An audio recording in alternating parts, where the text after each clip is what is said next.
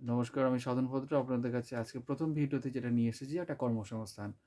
সেটা হলো upper primary পার্শ্ব শিক্ষকদের নিয়োগ পদ্ধতি শুরু হয়েছে ২০১৬ সালে।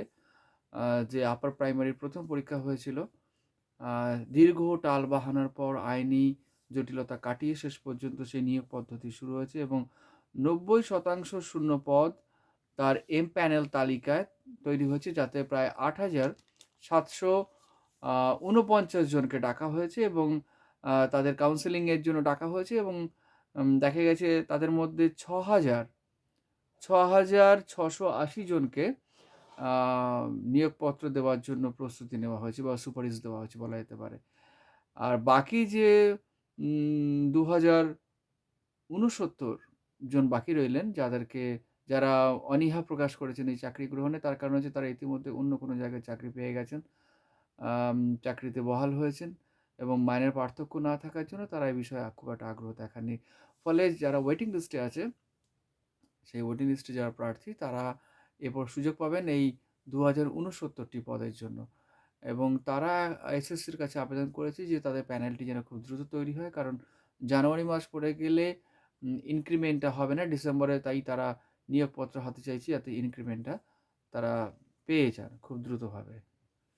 এ প্রসঙ্গে বলে রাখি যে সমস্ত ক্যান্ডিডেট আপার প্রাইমারিতে পাস করার পরও, টেট পাস করার পরও তারা কল পাননি বা তাদেরকে আ ফাইনাল তালিকায় লিপিবদ্ধ করা হয়নি। তার প্রধান কারণ হচ্ছে বয়স। তাদের বয়স ৪০ পার হয়ে গিয়েছে।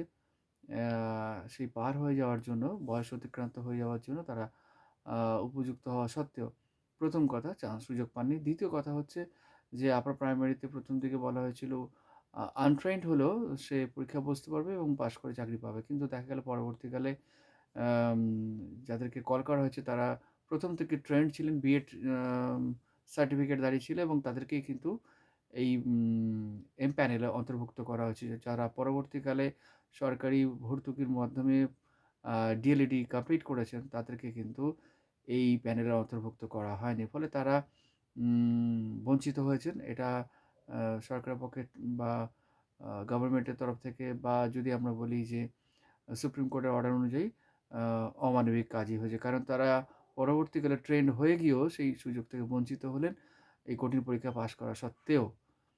তো যাই হোক, আ যারা এই আপার প্রাইমারি পরীক্ষার সুযোগ পেলেন তারা কিন্তু পূর্ব থেকেই ট্রেন্ড ছিলেন পরীক্ষায় বসার আগে থেকেই।